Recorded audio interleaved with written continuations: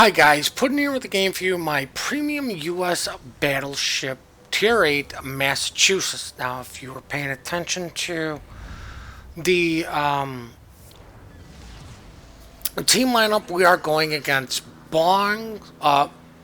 Bongs, Kingpin, and Bongs' son, or as I refer to him as Hashi, but worse.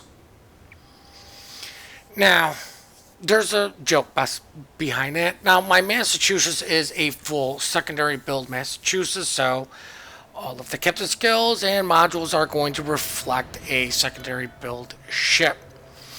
I do not like going to A on Okinawa. I think C and B is still the better option, but I don't care what anyone says. I'm going to do my damnedest to make sure that I give my Midway AA support.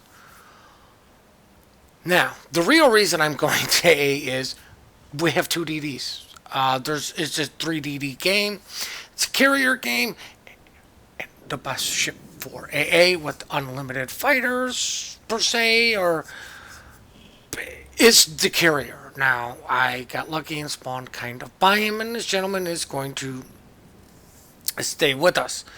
But it is to mainly support the two destroyers. The Hindenburg's staying up here. The Amagi is also staying up here. Now I'm holding my shot because I was waiting for a broadside cruiser like the Chapayev, but unfortunately my crappy aim, I did not aim high enough, so this will not be a Dev Strike First Blood. This will sadly be a 1 penetration for 1,000 damage. Yes, that's right, my penetration did over pen damage. Don't ask me. For whatever reason, the Chapayev slowed down. I'm assuming to mess with the Amagi. Well, he's definitely not going to be sitting there for very much longer, i.e. he's probably going to either, one, get out of there and hit W, or get deleted. But unfortunately, I don't delete him. I just managed to get a Citadel and do 28,000 damage to the poor guy. Now, one of the drawbacks to the Massachusetts is its limited range of 18 kilometers. The greatness about it is you get your heal back really quickly. Now, the other thing is there's two Bismarcks up here, and while pushing in through the cap might not be the wisest. Oh, look, there's the Gehrig. So we know one of the DDs is definitely up here. Well, the Cancer Div, and that's what I'm referring to them, is going to C. Ha ha ha, lol. Now, if you guys did not know, Kingpin actually does streaming, and this was a sync drop. I did this completely on purpose just to mess with Bongs and Kingpin. I will try to leave a link down to Kingpin's Twitch channel. You should go check him out, and if you've heard nasty rumors about him being toxic, all I gotta say is look at some of the other CC contributors and some of the things that come out of their European mouths. But you really should give Kingpin a look at. He's not as toxic as he used to be. Yes, we are all toxic in this game. I don't care who you are, what you say. You may not say it, but you're definitely thinking it at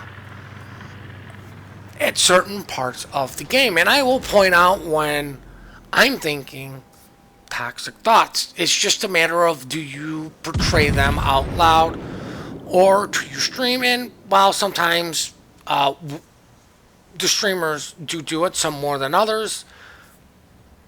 Kingpin got a reputation for being a toxic piece of garbage, which I don't believe he is anymore. He may have been in the past, but you know what? People learn, people grow, people can change for the better. Enough of trying to get you guys to go check out Kingpin, and if you do, just leave in chat, blame Sneaky Snake. I'm sure Sneaky will love it. But as you can see, I'm really not pushing my secondary build Massachusetts into a secondary duel with two Bismarcks. Not going to happen. Luckily for us, the gearing does die. Oh, look, we're getting the cap. Yay, finally, we're going to get a cap. Uh, we're getting the in. Now we're not getting a. Okay, maybe the guy's got to move for something, and this is clearly what's going through my mind. Well, I need to get more into this fight, so you know what? Let's just drive through A. We'll help whoever is going to go cap A by us driving through it while we're trying to deal with this Hindenburg. Now, I am backed up by, or while I'm trying to deal with this Bismarck, backed up by a salty Hindenburg, so I know I'm backed up by a competent person. How do I know he's competent? Well, he's in salty. End of story. Just like if I run into anybody in Cutie or Cuter or any of the SCC or ZR or Engage, like the top tier clans, Kraken. Can't forget my boys at Kraken. You know that these are competent players. Some are per se super unicum, and I dare say some are super unicorn. Now it's at this point I'm thinking toxic thoughts. My toxic thoughts are, what the fuck are our two goddamn DDs doing, and why does an Alabama have to cap A? Like, this is ridiculous. There's two DDs. They were built in an area. The Z-52 is still right in the area. Why am I the one that has to cap? I can't shoot my guns. If I shoot my guns, I'm going to get spotted. Anybody with half a brain is going to shoot at me just to reset the cap. We're down by ships. We're down by points. And we don't even have a cap. While we're holding B, the enemy has a cap generating points. We don't even have that going on right now. So, I can't shoot my guns. This is effectively taking me out of the game for the duration of capping. Because somebody's got to get it, because our two DDs are too busy doing God knows what. Enough of being toxic and giving an example of being toxic in your mind. Clearly, I didn't say any of this in there. I didn't say anything in chat. And yes, I am in a voice comms with the guys on the other side. We are giving each other a hard time. Now, something is going to happen, and I'm going to slow it down, possibly even pause it to explain what the heck is going on, why I'm doing what I'm doing, and some of the situation. See Hindenburg, gonna shoot the Hindenburg. Anybody who watched the how it works knows lower tier shooting higher tier equals way more credits and experience. I'm probably using way more literally than they want, but I'm gonna get more experience and or credits for dealing with higher tier ships. Shout out to Hindenburg. Didn't do a lot of the percentage to him, but hey, I shot at him, I did damage, I'm gonna be rewarded for that. I see Langdevoy, I've got to deal with him. I also got the solo cap, so I've got 100 points from this cap, so that's, I do believe they said like 3/4 worth of a ship. Now, of course, my secondaries aren't going to go to town unless I click on something. Now, I am trying for the cheek shot here. I am dodging torps, and I'm going to hopefully get this at a time when there's not a lot of noise going on. But it's right at this point. Of course. But it's right at this point in the replay of Bong starts laughing at his kid going, "You're an idiot. You're coming out in front of Puddin." Full broadside. Yes, that is true. But is he a big threat to me? And what this does is, because I am a BB, because I do going to have times, I'm going to turn my guns. I'm going to see, I don't have enough time for them to be reloaded to punish his broadside. I have a bigger problem. The bigger problem is this guy right here. I don't care how good you are. I don't care how bad you are. Of course, being better is going to make my situation a lot worse. But this close of a range, anybody who even remotely knows how to aim halfway decent can easily delete me. I got Bongs here, Yamato here, Amagi here. somebody's going to have to see my side unless I decide to slow down and start reversing. And guess what? He can't bow sit me. He can't bow sit me. He can lull pen me no matter what, unless I get him to shoot the side of my ship here and I'm angled up properly, and you can bounce Yamato shells. But I'm going to have to slow down and deal with that. But like I said, Bongs is laughing at his kid. It's coming out, going to be broadside to me. I'm going to be like, and I tell him, I'm like, you know what? Yeah, my guns won't reload, but I have a bigger problem, the Yamato. The Yamato is what is going to allow Turk here to make his turn away to angle up, because this guy is the bigger threat. If I was going for pure damage or damage farming, I would have ignored this guy and would have held my shot for this guy to come out. Instead of shooting him, trying to get the cheek shot, and hoping my guns would be reloaded, I took the shot on him because this guy, he needs to die. He's going to eventually get my side unless he dies. But the other thing, by taking this position, I know I'm taking a lot of time for just this one key play, but this is a play that really, in my mind, kind of changes the game for the better. These guys are going to kite away. You know, that I don't care what kind of ship you're in, good players kite away. And that's what these guys, Bongs is already kiting away. His kid's going to make the turn to kite away. And they're pew-pew cruisers way up north, and, well, he's lonely. The DD's down here somewhere. The Yamato is going to just keep pushing in. So it's just a matter of who can kill who first between that. Now let's actually watch all of this play out. But that is why you see my guns go forward. This is what I mean. See, look at those hits the Yamato got. I mean, he probably down to half health. The carrier's coming into me. Bong's kid's coming into me. But who's the guy who did the damage? The Yamato here. This is the guy who's, who hurt.